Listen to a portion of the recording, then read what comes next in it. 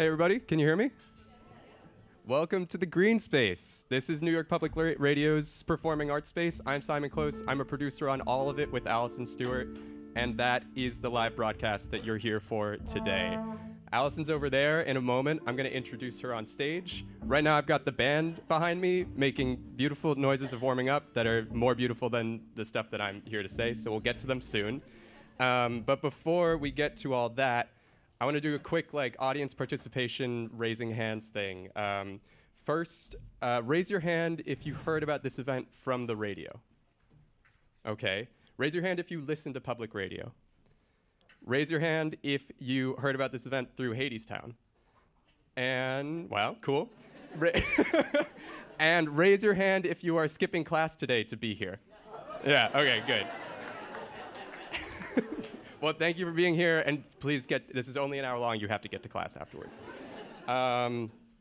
So, if you do listen to the radio, or if you don't, and you want to be a member, we are listener-supported public radio, and in this political climate, it's now more important than it has been in a while to support us.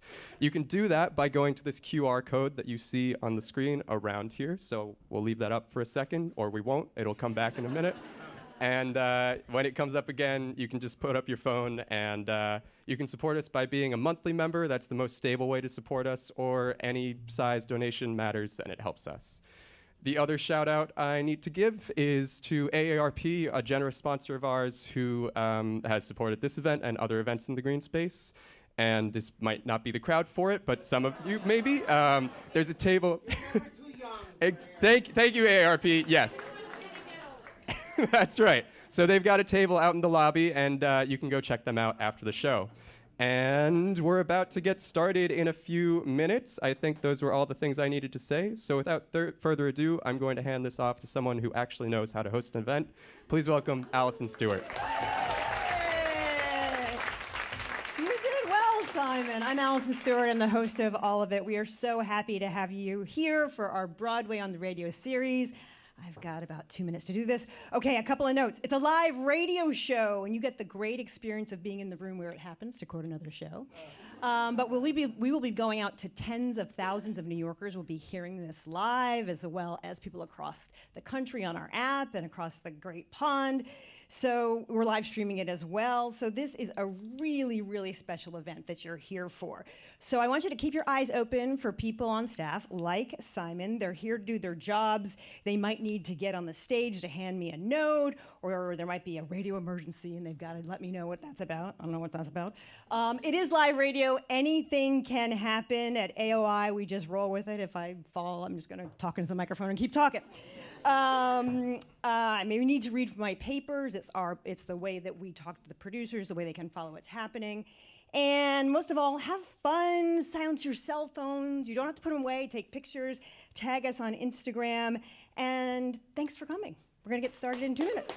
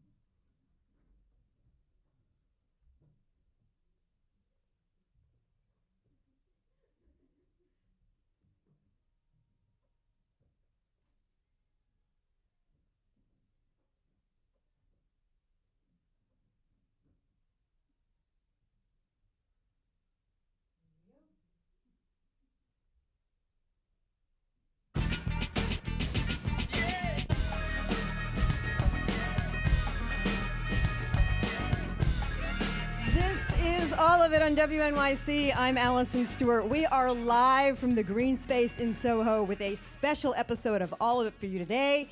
It's Broadway on the radio. For the next hour, we'll be joined by the cast of the Tony Award-winning Broadway show Hadestown that you're going to hear live music from right here in WNYC's Greene Space.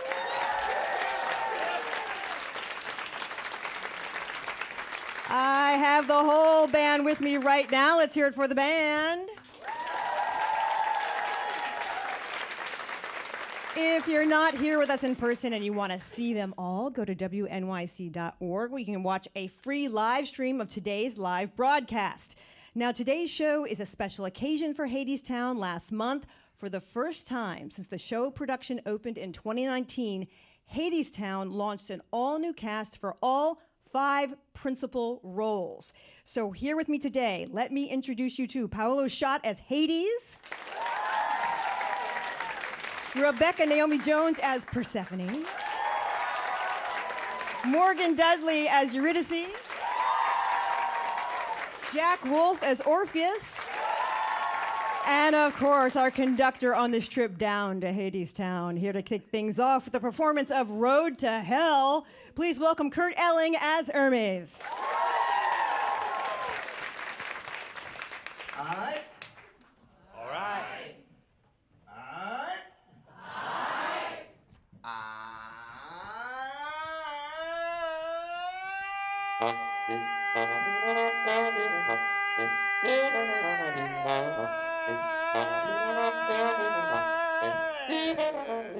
Once upon a time there was a railroad line.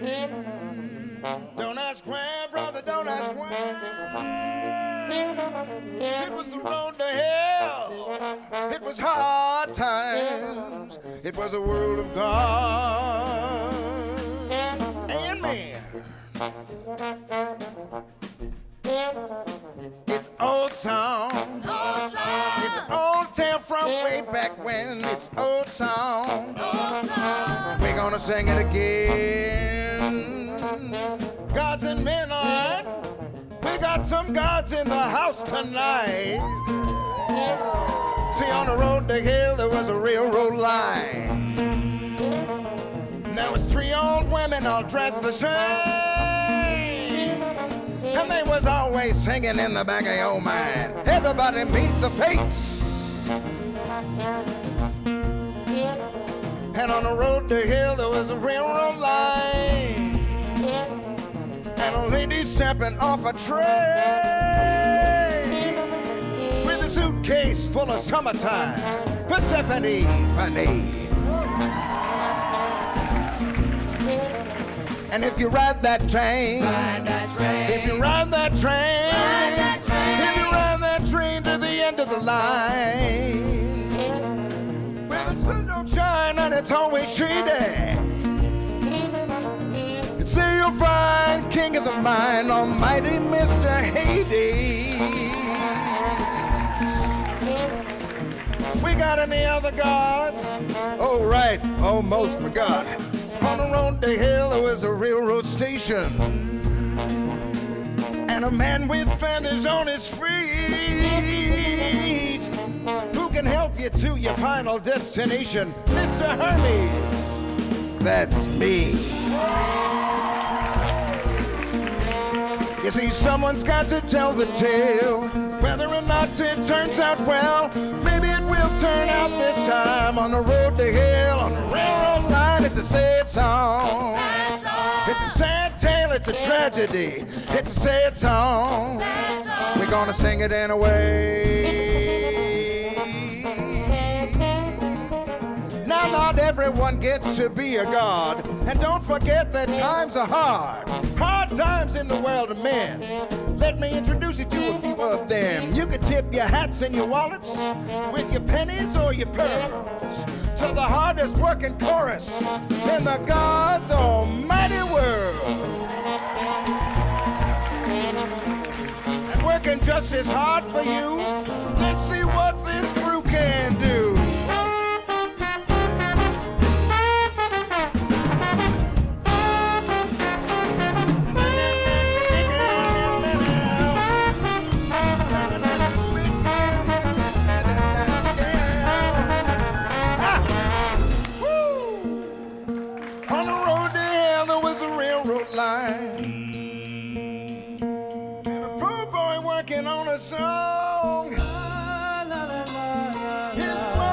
A friend of mine, and this boy was a musician on the railroad line on the road to hell. You might say the boy was touched, 'cause he was touched by the gods themselves. Give it up for Orpheus. Orpheus.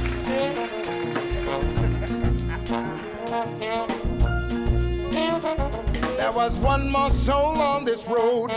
Girl, come on in from the cold. On the railroad line on the road to hell. There was a young girl looking for something to eat. And brother, thus begins the tale of Orpheus and Eurydice. It's a love song. It's a tale of a love from long ago. It's a sad song. We're gonna sing it even so. It's an old song. It's an old tale from way back when. And we're gonna sing, we're gonna sing, we're gonna sing it again.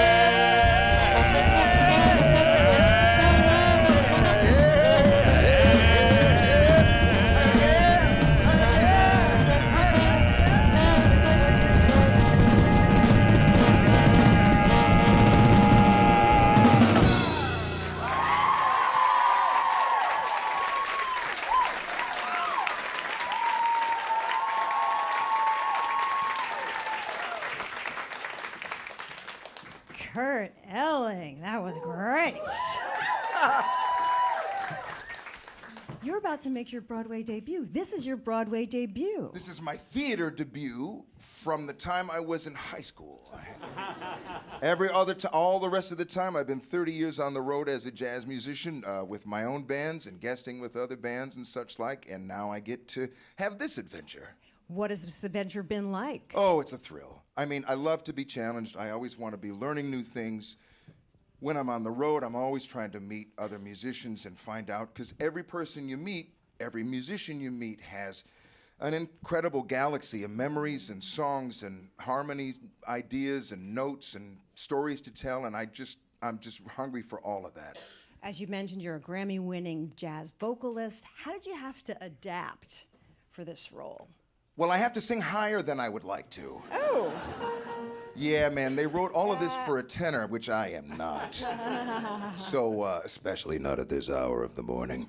But that's the hardest part. I mean, there's not the kind of blowing space that I'm used to, but that's not really important because it's not a part of the function of the art form. You know, jazz has its history and it has its traditions and its habits and its creative resources and the stories to tell. And musical theater is an equally rich, flavorful experience. And so, you know, as I say, I like to learn stuff. So let me, you know, put the harness on me for this, and I'll give this the best that I can. Let's talk to Liam Robinson for a minute. Okay. Liam, hi. A long-time listener, first-time caller. You are the musical director for Hadestown. First of all, would you introduce everybody in the band? Great. Okay, I'm not going to screw this up. We got Marika Hughes on the cello. Woo! Give it up for Dana Lynn on the violin. Ben Porowski on the drums. We got Mariel Bilston on the trombone. Christopher Tordini on the bass. Ilusha Tsanadze on the guitar. So we said to you, can you bring some of the staff and some of the crew down, and you can make it really a small group and put them on stage? Yeah, we can do that. You can do that? Yeah, How did you do that as a musical director? we'll bring everybody. Yeah, how about that? Tell me about directing this group. What has been the challenge of directing this group? What are the challenges of directing this group? This is, a lot of these musicians were in the show when we were off Broadway in 2016. So this show has had a long history, even with just the folks that you see on stage, let alone before that. So yeah, I joined years into Aeneas writing this show, and it was an honor for me to also be like one of the arrangers in the show. I arranged for the voices in this show, which was like, I don't know about a challenge, but that was like one of my great pleasures, is arranging for the many beautiful voices that come through our building. Kurt, we're talking about Greek myths here. Why is Hermes an interesting character for you? Oh, it's such a meta role. There are so many layers of consciousness that I get to try to inhabit. I get to tell the story to the audience, and I'm used to not having a fourth wall anyway. So that fits with me. I can talk to people, and it's no vibe. So I tell the audience, in which case I don't think the other characters can hear what I'm saying, because they're inhabiting the reality of the story. And then sometimes I'm in the story, sometimes I'm sort of in-ish the story, and I'm sort of trying to maneuver things and everything like that. And then, of course, there's my own consciousness as a person telling this story to this audience on this day with the news of the world happening and how this story plays into that or comments on that.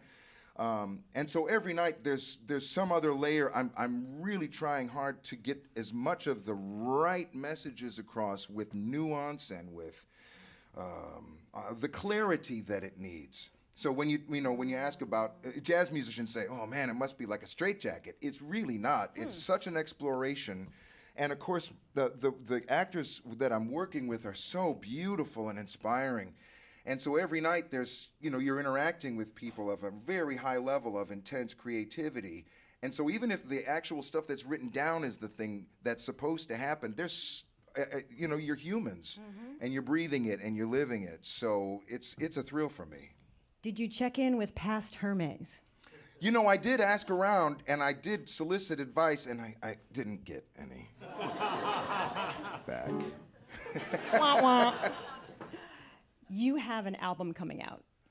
I do. Yes. Which one is it? I don't know. You recently released a solo Well, album. I have. Yeah, there's a duo record with my friend Christian Sands. It's Wildflowers, Volume 3. We have a Wildflower series. Jazz musicians, we don't see each other enough usually, and you always meet, and then it's gone in a heartbeat. And usually there's all this rigmarole to make a record. But why not? Like, if we've been practicing forever, we should just be able to go into the studio and like sing some songs and do some stuff and do it. So we just grab them on the way. So there's a Wildflowers series. And I've got a big band record coming out in February that will be called In the Brass Palace. Ooh, it's exciting. Yeah, that's going to be big. I'm excited about that. Thank you for asking. Of course. How are you balancing the two?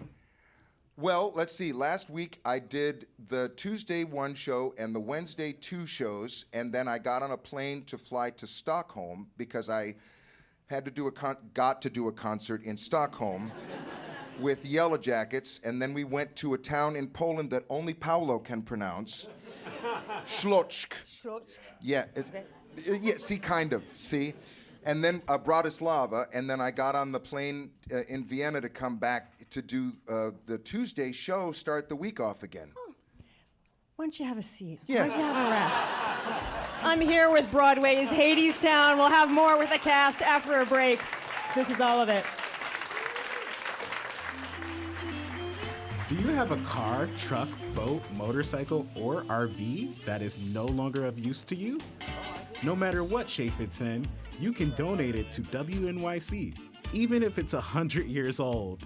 Donating is easy, the pickup is free, and you'll get a tax deduction. Learn more at wnyc.org/car.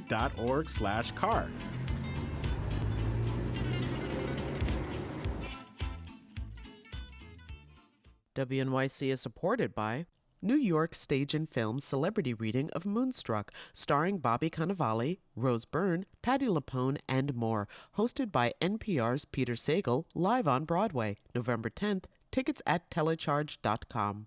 Little Bear Ridge Road, a new Broadway play starring Laurie Metcalf and Micah Stock, written by Samuel D. Hunter and directed by Joe Mantello. Limited engagement runs now through February 15th. Tickets at littlebearridgeroad.com. WNYC's journalism and storytelling is heard by millions of passionate listeners. Sponsors of WNYC gain our listeners' attention and their respect. Learn how your organization can support WNYC at sponsorship.wnyc.org.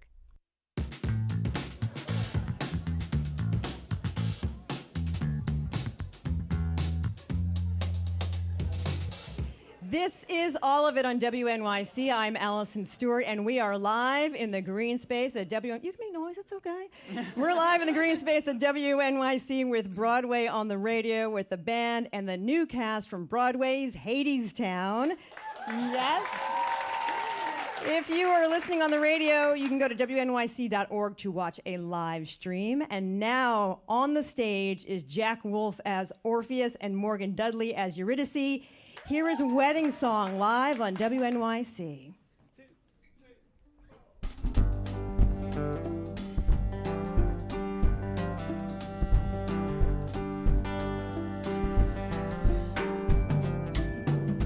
Lover, tell me if you can, who's gonna buy the wedding band? Times being what they are, hard and getting harder all the time. Lover, when I sing my song, all the rivers will sing along, and they're gonna break their banks for us, and with their gold be generous. All are flashing in the pan, all to fashion for your hand. The river's gonna give us the wedding band. Lover, tell me if you're able, who's gonna lay the wedding table? Times being what they are, dark and getting darker all the time. Lover, when I sing my song, all the trees gonna sing along, and they're gonna bend their branches down to lay their fruit upon the ground. The almond and the apple and the sugar from the maple. The tree's gonna lay the wedding table.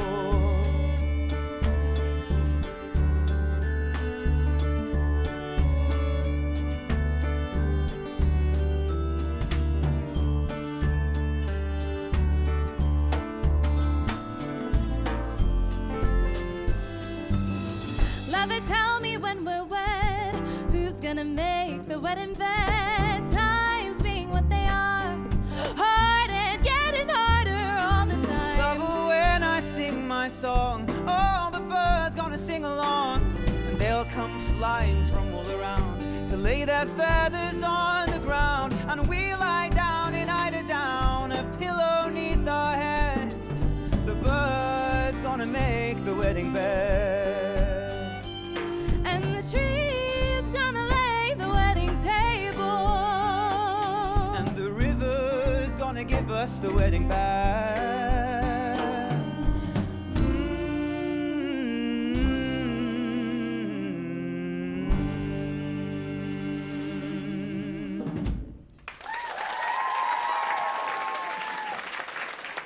That was Wedding Song from Broadway's Hadestown, live in the Greene Space. Thank you so much for being with us. We really appreciate it. Thank you for having us. Yeah. Morgan, when we meet Eurydice, Hermes describes her as a runaway from everywhere she's ever been. What is she running away from? What is she looking forward to? Wow. I think the whole point of her running away is just kind of moving around to survive. And so when she sees trouble somewhere, she just wants to make sure that she's safe. Oh, thank you so much. And I don't know if she has a clear vision of what she's looking forward to as far as optimism goes. I think it's more just more food, more shelter. And then when she meets Orpheus, it's the first time that she's realized that she's missing something in her soul, I think. Orpheus is a character who's a little bit awkward, but he speaks from his heart, he sings from his heart. Tell me about navigating these two sides of Orpheus. Yeah, well, I have to say, I was really interested in the idea of this like Greek myth sort of hero who is really reluctant to be one. I like the idea of Orpheus being just a sort of everyman, one of the sort of workers in the bar that we set Hadestown in, who just happens to have this sort of, he's like a vessel to something that's much bigger than him, much greater than him, which I think is a very lovely metaphor, that when this sort of poetry comes to him, it isn't necessarily something that he's very confident in sharing, but it's something that he feels like he should. Yeah. The wedding song comes right after Orpheus and Eurydice meet. He professes his love for her. How does Eurydice react? Yeah, I think she's just so taken aback, like, wow, that's pretty audacious to say, like, you're gonna marry me and you just looked at me. But I think what's really cool about their story, though, is that Eurydice feels it too and feels that connection, and it's something that she's actively running away from, and is yet intrigued by, especially with the difference of energy coming from Orpheus. What is he saying to her? What is Orpheus saying to her in the wedding song? Well, I think the love between Orpheus and Eurydice, which seems so like wild to us and to an audience to see something so like instant, I think it speaks to the myth in that it's this like cosmic connection. Like I think as soon as he locks eyes on Eurydice, he knows like that is his whole future. That is now what he lives for. And, you know, he has to go through some wild trials within the show for her. And I think as soon as he meets her, that's just a given that he will do that. So I think the wedding song and the sort of beautiful poetry that Aeneas wrote, it's wonderful ways of expressing that love and those feelings. I also think within those sort of epic relationship things, there's space for us to be immature or like naive and silly, and that's a really special thing to get to play on stage too. Hadestown was an album before it was a musical. What was your first reaction to Hadestown? When did you first experience it? I first saw the Good Morning America performance of the Wait For Me reprise. That was like my first. Really? Yeah, so I was kind of late. I remember it was 2019 and I had heard it and I was like, wow, that's amazing. And I listened to the original Broadway cast album. And when I moved to New York, Hadestown was one of the first shows that I bought tickets for myself to see. It was the first show I bought tickets for myself to see, and I was absolutely obsessed with it ever since then, and then I got to listen to all the past albums. And then you got to be on it. I know, yeah. How about for you, Jack? Well, I'm a bit of a fanboy. I came to the show as a fan of Aeneas already and Bonnie Light Horseman, her band, and I discovered the concept album that had so many people that I love, like Bonnie Veg, Justin Vernon, and then this. Oh, I think it's the off-Broadway cast recording that has Damon Duano on it, who, again, like another sort of idol of mine. I think the show has such a rich history of amazing like artists who've been involved with it. So I think getting to join, be a small part of that tapestry is like a really special thing. So I take that very seriously, and I'm very grateful. This is your Broadway debut, but we should put an asterisk because you performed on the West End, as people can hear from your accent. Well, what's the difference between New York and London audiences? Oh, wow. There is a huge difference. I think it's really, really, it's amazing to do a show here. I think there's such present like energy in the audiences in New York. I think I feel so close to everybody in the building there. There is maybe a slight reservation in audiences in New York. In London, you never really know if they're on your side until the end. Whereas here, it feels like a real sort of family thing. It's, very special. Now, you've stepped into roles before. You were in Jagged Little Pill, right? Yeah, definitely. When you're taking over a role, where does your process begin? Do you start brand new? Do you peek into the other actors' renditions? My goodness. I mean, like, if I had already seen the show, which Hadestown I had, so of course I have it living in my brain. There's just no way to separate the things. But kind of coming into my own process, I like to try and like meditate and clear my mind of whatever preconceived notion I feel like I should be putting on based off of anything I saw, and just try to really live the text and the language and the words. And in doing that, especially being in this show for so long, I feel like I've really come into my own and found these new decisions that came to me just based off of what I felt about it. And so it's just been a process of learning to trust myself. And you stepped into the role in Next to Normal in the West End. How did you approach it? Well, that was a sort of very different kind of vibe. We revived the show, so it had never come to London before. And we were sort of taking the show that had existed on Broadway 15 years ago and trying to sort of revive it for an audience now, I guess. And I mean, that was amazing. I was a huge fan of that show 15 years ago when I was a young teenager, and again, never really thought I'd get to be in the room as part of the creation of a new production of it. So yeah, I guess I had free reign to create a character almost afresh. It's hard, I think, as actors, especially going into roles that have been sort of iconically played by people before, not to feel some sort of level of imposter syndrome or fear that you might let people down, or that that people have something that they're expecting to see. But I think sort of learning to be confident in your portrayal of something is definitely a journey. But yeah, I had the most amazing time. I think also, luckily, with both of these shows, with Next Normal and with Hadestown, I'm just really, really blessed to be in a company of really incredible actors and people. So we're really doing this as a unit together, which is cool. What are those keys to? Oh. I'm sorry, I have to break.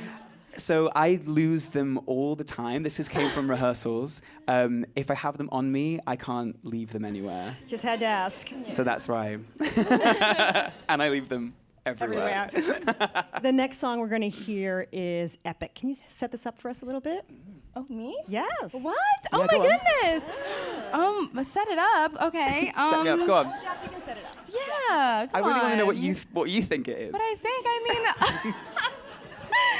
I feel like it's like the first time that you're kind of put on the spot to use Orpheus's gifts, and we kind of get introduced into like what you were saying about how he feels like he has to share this story and explain the world that we're currently living in. And so, absolutely, yeah. why don't you? Orpheus is like exactly that. It's his poetry to sort of describe what the story of Hades and Persephone is to the audience. And then I think for me, playing the character, for me, my interpretation is a little sort of window into how confident or not so confident he might be in sharing this kind of thing.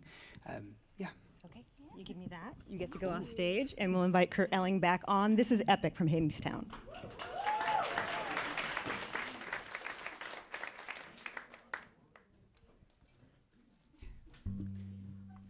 Where'd you get that melody? I don't know, it came to me as if I'd known it all along. You have. It's an old song, a song of love from long ago. Long time since I heard it though. You've heard that melody before? Sure. Tell me more. Remember the tale I told you once about the gods? Which ones? Hades and Persephone. Remember how it used to be their love that made the world go round? Yeah, I remember now. But that was long ago. Tell it again, though.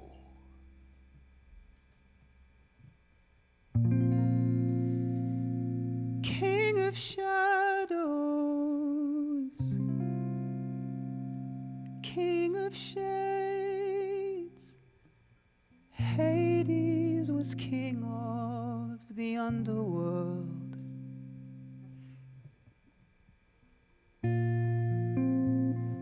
But he fell in love with a beautiful lady who walked up above in her mother's greener field. He fell in love with Persephone, who was gathering flowers in the light of the sun. And he took her home to become his queen, where the sun never shone on anyone. Go on. The lady loved him and the kingdom they shared, but without her above, not one flower would grow.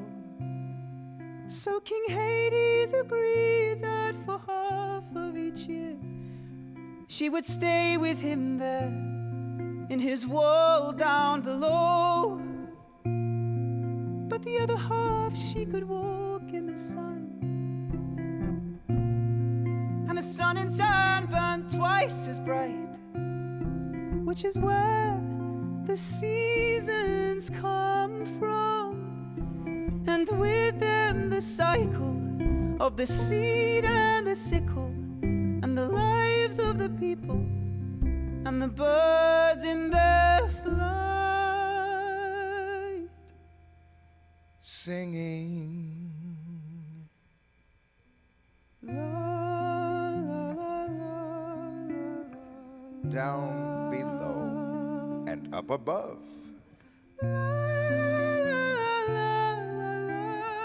In harmony and rhythm.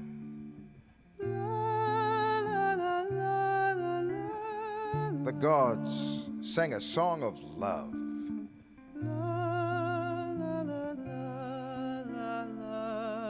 And the world sang it with them. But that was long ago, before we were on this road.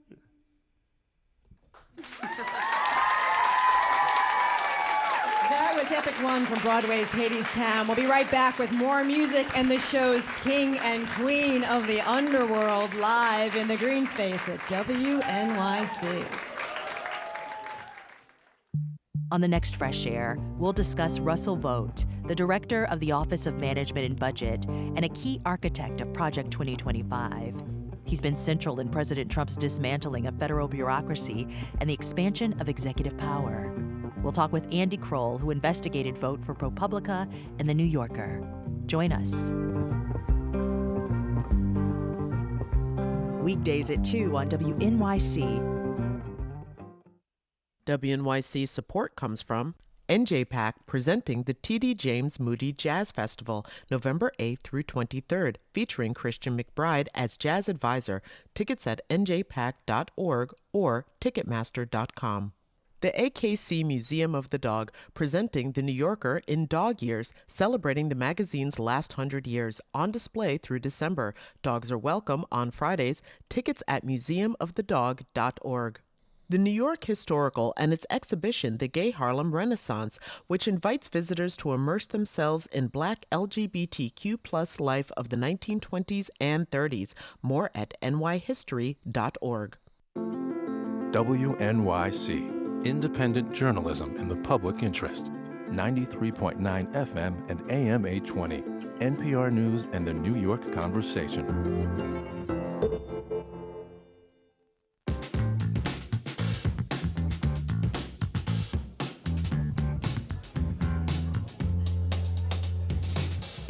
This is All of It on WNYC. I'm Alison Stewart. I'm in the Greene Space at WNYC with the band and the cast of the Broadway hit Hadestown as part of our Broadway on the Radio series. If you're listening on the radio, you can also watch at WNYC.org and watch the live stream, or you can be in the audience. Hi, audience. Yay! And now I want to introduce to the stage Hades himself, Paulo Szot, as well as Eurydice, Morgan Dudley. Here's a performance of Hey Little Songbird.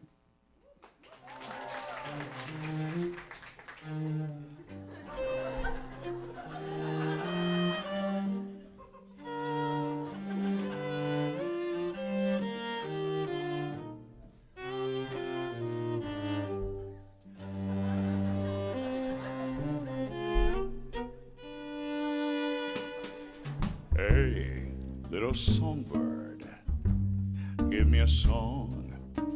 I'm a busy man and I can't stay long. I've got clients to call, I've got orders to fill, I've got walls to build, I've got riots to quell, and they're giving me hell back in Hades. Hey, little songbird, got your tongue.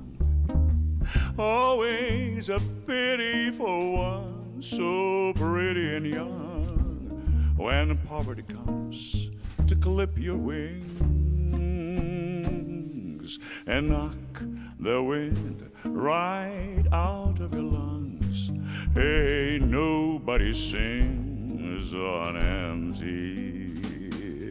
Strange is the call of this strange man. I wanna fly down and feed at his hand. I want a nice soft place to land. I wanna lie down. Hey, little songbird, you got something fine. You shine like a diamond down at the mine, and the choice is yours if you're willing to choose. Seeing as you've got nothing to lose, and I could use a canary. Suddenly, nothing is as it was. Where are you now, Orpheus? Wasn't it gonna be the two of us? Weren't we birds of a Hey, little songbird, let me guess. He's some kind of poet, and he's penniless. Give him your hand, he'll give you his hand to mouth. He'll write you a poem when the power is out. Hey, why not fly south for the winter? Hey, little songbird, look all around you. See how the vipers and vultures surround you, and they'll take you down. They will pick you clean if you stick around. Such a desperate scene. See people get mean when the chips are down.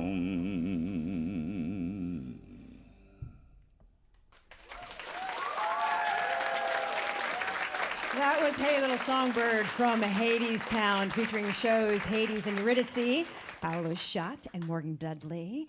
We're going to ask to come to the stage Rebecca Naomi Jones, who plays Persephone.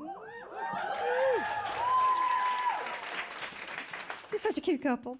Let's start with you and that song. Why does he call her down to the underworld? I think he saw an invitation before happening in Eurydice's mind, and I think that's the opportunity for him to get his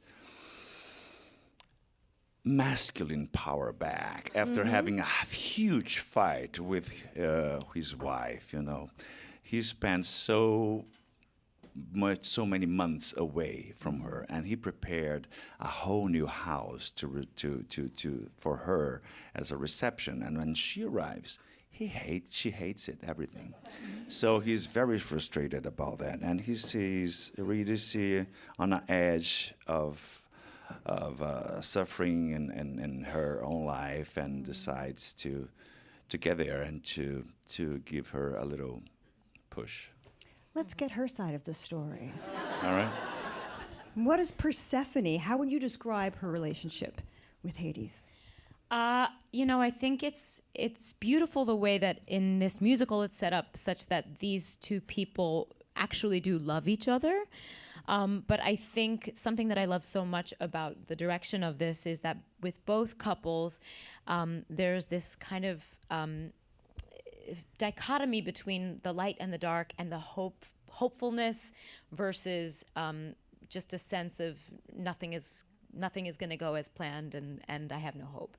And I think where both couples meet is where there's magic. And so I think Persephone loves Hades, but she lives in the natural world, and she lives for the natural world, and she lives in hope, and she holds on to that hope as much as possible.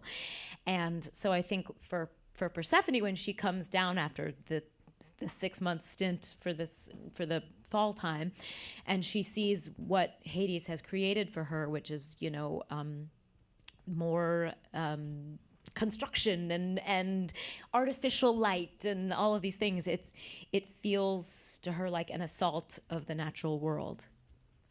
So I think that's where this couple kind of struggles with each other. Yeah, she's right.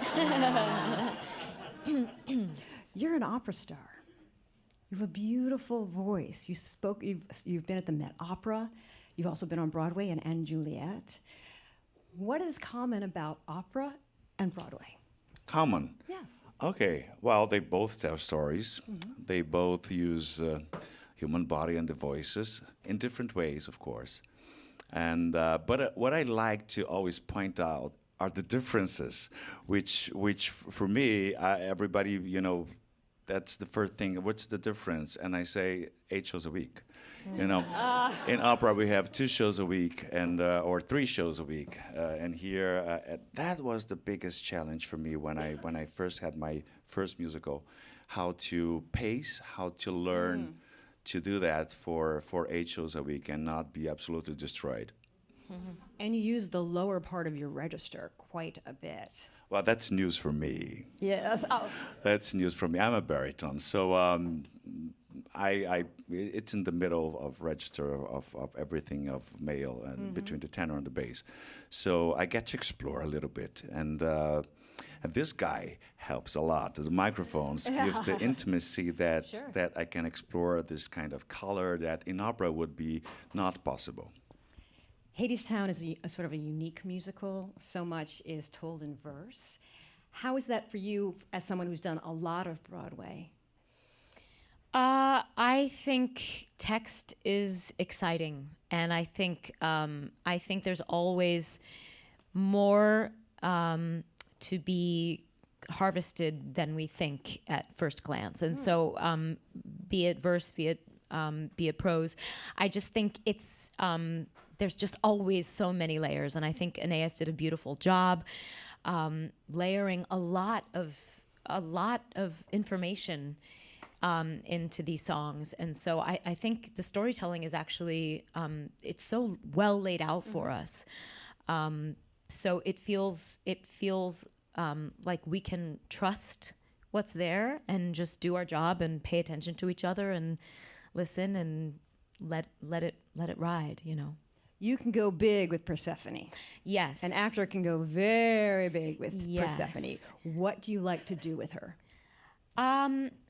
I do like to go big and get weird. I like that she's really hopeful, and I think we meet Persephone in a time in her life where she's self-medicating with alcohol and acting out because she's having a hard time holding on to that hope because so much in the world is informing her otherwise, and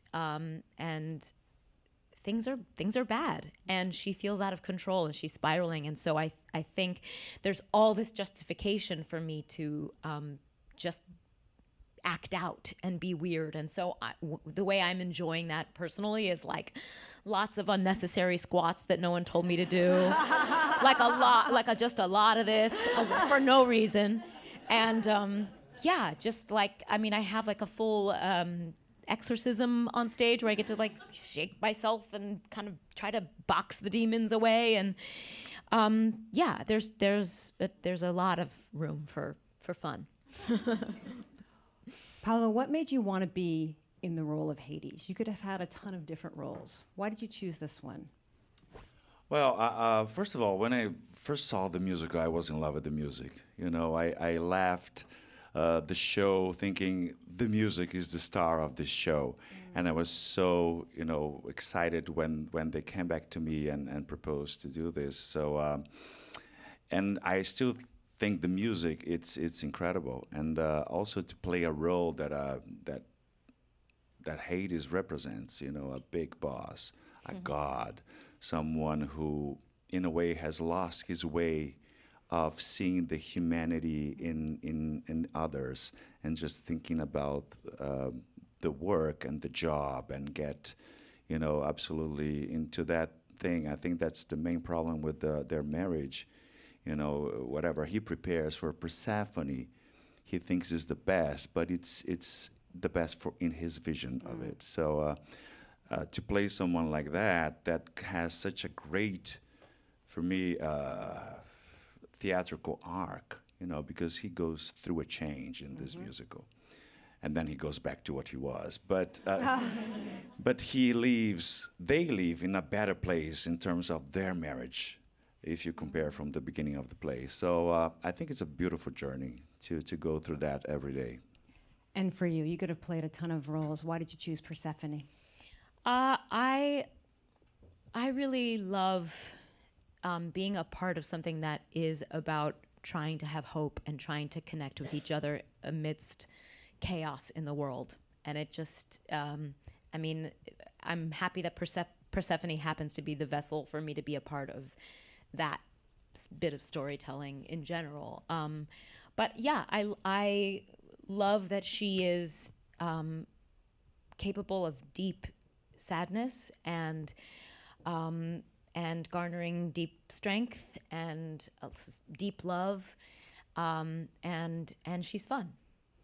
The last song we're going to hear is your song. Would you set it up for us a little bit? Yes, this is the Act 2 opener. It is kind of like Persephone's little like sneaky drunken cabaret act that she does when her husband, the boss, is not paying attention. And it's really like at her lowest point. I will not be giving you the version where I'm throwing myself around the stage, but yeah, it's kind of like her rebellious moment where she's kind of like taking all of this darkness that she feels and she's kind of just splattering it all over the place. All right, let's get it set. This is from Hadestown. Thank you.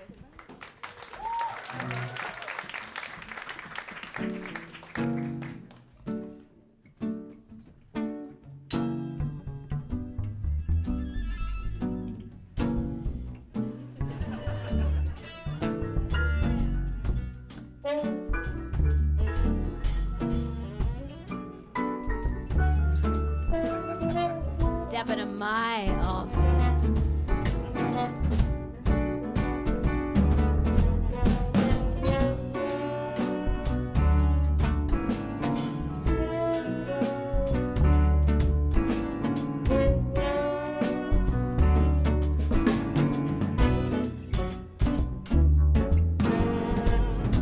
I don't know about you boys, but if you're like me, then hanging around this old manhole is bringing you down. 6 feet under, getting under your skin.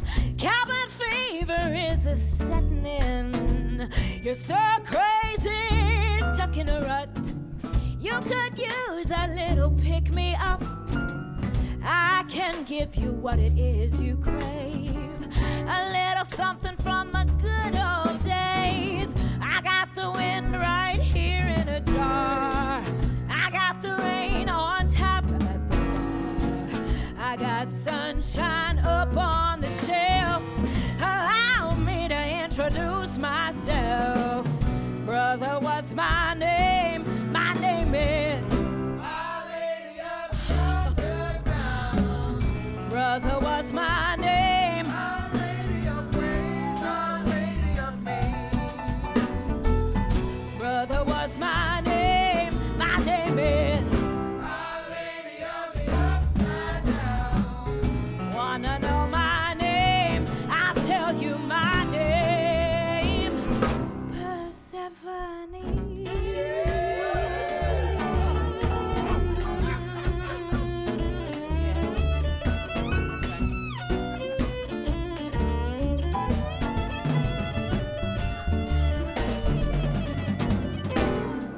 brother.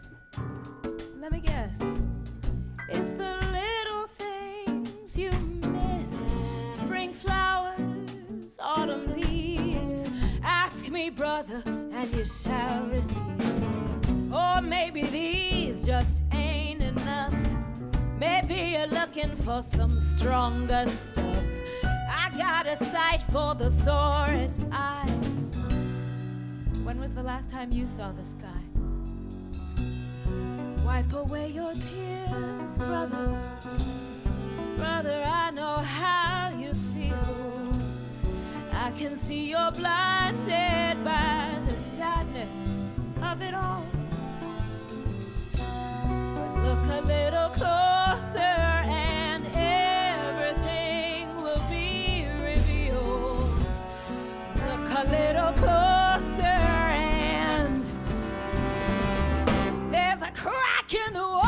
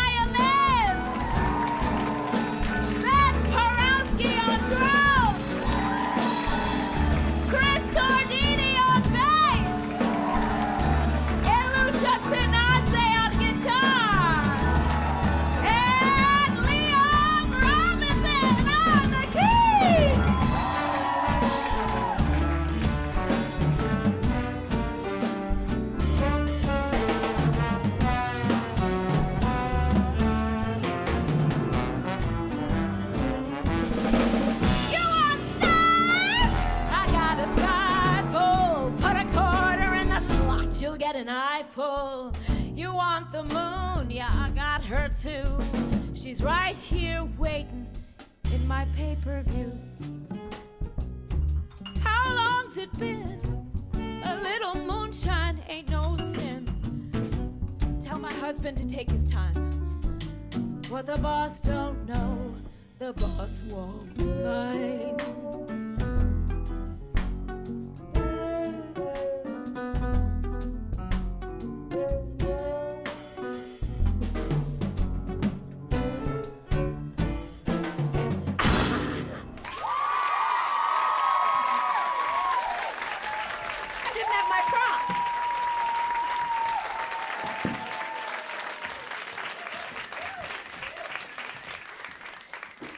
Thank you so much to the cast of Hadestown. Paulo Szot as Hades. Rebecca Naomi Jones as Persephone. Morgan Dudley as Eurydice. Jack Wolfe as Orpheus. And Hermes Kurt Ellington. And thank you to the band. Everybody give it up for the band. You have been listening to a special Broadway on the radio. It's at all of it. We're at the end of our live broadcast with New York's Broadway's Hadestown. First of all, I want to thank the audience for joining us. Thank you so much for making time to come out. Thanks to Team All of It. Simon Close, you met earlier. He produced this hour for our Broadway on the Radio series. And thanks to the entire team at the Greene Space. Our engineers today, they included Juliana Fonda, Matt Mirando, and Chase Coulpon. I am Alison Stewart. More All of It is on the other side of the news. We're going to have the Buena Vista Social Club. That performance we had earlier in the year. You have to stick around and listen to it. It's really great. Thanks again to our cast of Hadestown. We really appreciate your time. We really appreciate all of you. Have a good day.